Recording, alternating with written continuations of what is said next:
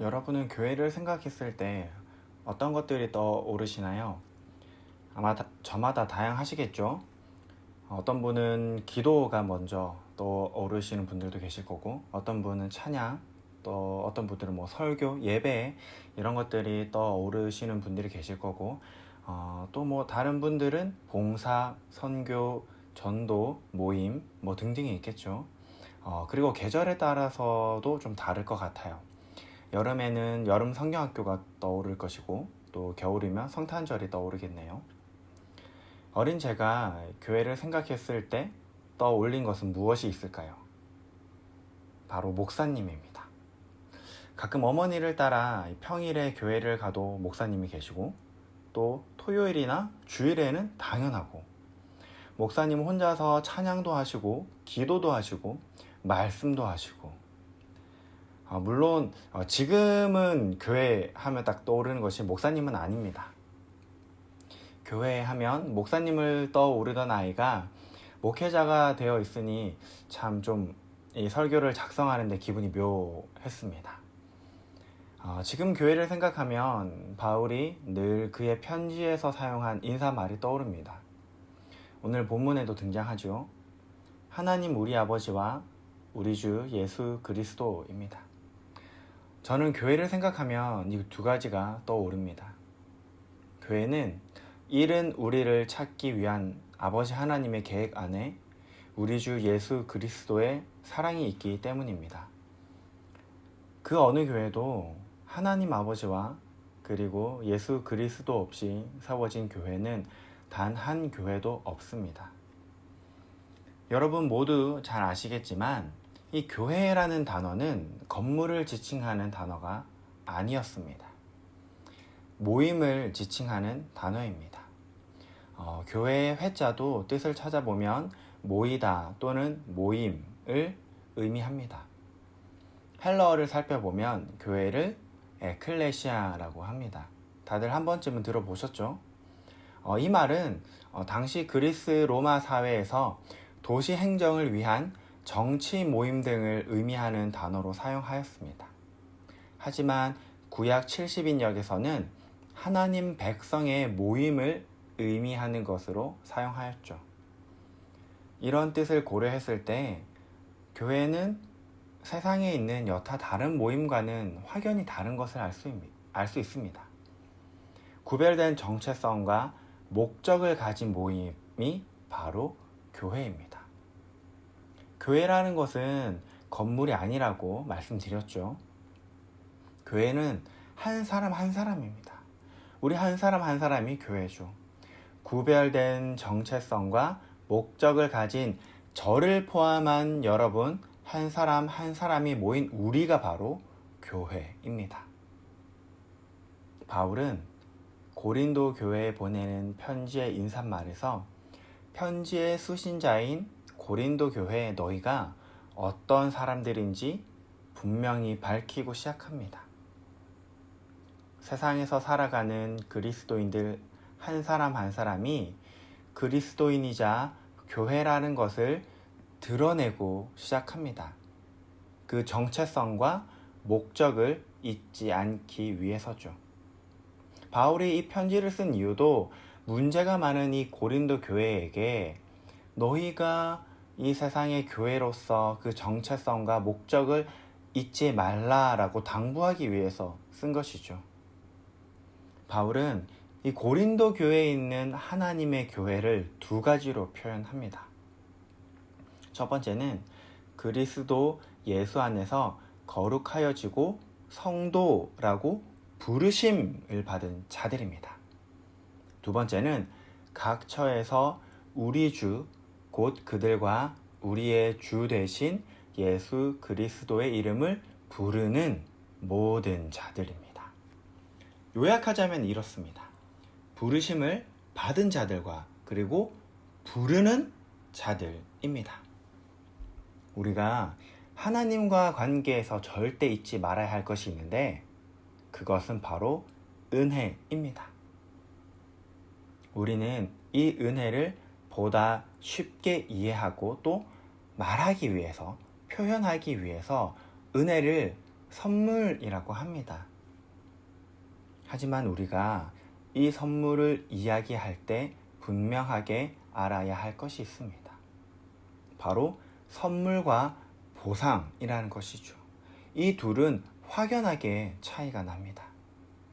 우리가 선물에 기뻐하고 놀라는 이유가 어디에 있을까요? 예상 밖에 전혀 기대하지 않은 일이기 때문에 우리는 선물을 받았을 때 놀랍니다. 저는 종종 아내에게 꽃을 선물하곤 합니다. 하지만 자주는 아닌데요.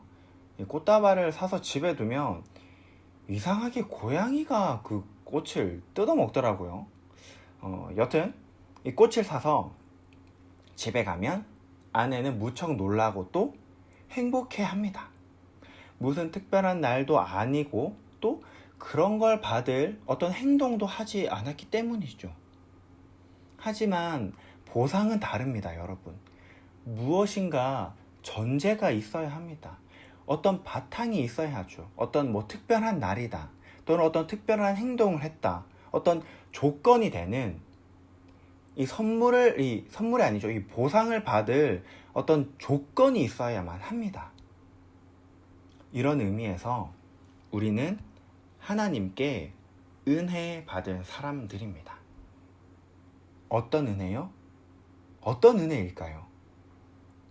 우리를 부르셔서 거룩한 하나님의 교회를 삼으셨습니다.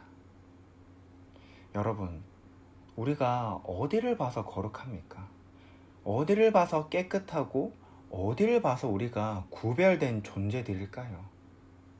만약에 마음을 살펴볼 수 있는 기계가 있다면, 그래서 그 기계에 우리 마음을 비춰보면 깜깜할 거예요. 아니, 깜깜한 것이 아니라 지저분하고 더럽고 냄새 나는 것이 우리 마음이고 우리 삶일 거예요. 이것이 바로 죄인된 우리들이에요. 이런 우리가 어떻게 보상을 받을 수 있을까요? 그 바탕에 온통 더러운 것 뿐인데, 온통 더러운 것 투성이인 죄인인 우리 인간인데, 우리가 어떻게 어떤 보상, 어떤 선물을 받을 수 있을까요? 우리는 어떤 보상도 받을 수 없고 어떤 것들을 받을 수 있는 존재들이 아니에요.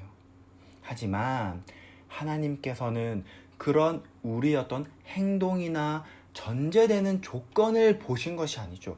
그것들을 보아서 야, 상원아, 네가 이러이러한 행동을 했기 때문에 내가 너에게 어떤 보상으로서 은혜를 줄게. 네가 오늘 어떤 특별한 날을 맞이했기 때문에 내가 보상으로서 내가 너에게 은혜를 베푼다 라는 것이 아니죠. 그분의 한없는 사랑으로 우리를 부르시고 예수 그리스도 안에서 우리를 품으셨습니다. 우리는 아무런 자격이 없어요. 우리는 사랑받을 수 있는 자격이 없어요. 우리를 만드시고 우리를 먼저 사랑하시는 그 하나님의 품을 우리가 필요 없다고 박차고 벗어났잖아요. 예수님께서 비유로 말씀하시고 있는 그 탕자, 모든 것이 다 갖추어져 있는 그 아버지의 품을 우리가 필요 없다고 박차고 벗어난 우리지만은 하나님께서는 우리를 부르셨습니다. 그럼에도 불구하고 말이죠. 그 사랑 안에서 우리는 하나님을 아버지라 부르며 우리 자신을 하나님의 자녀라고 할 수 있습니다. 두 번째는 그들과 우리의 주 되신 예수 그리스도의 이름을 부르는 사람들이 모인 곳이 바로 교회입니다. 그들과 우리의 주 되시는 예수 그리스도, 그들과 우리의 주 되시는,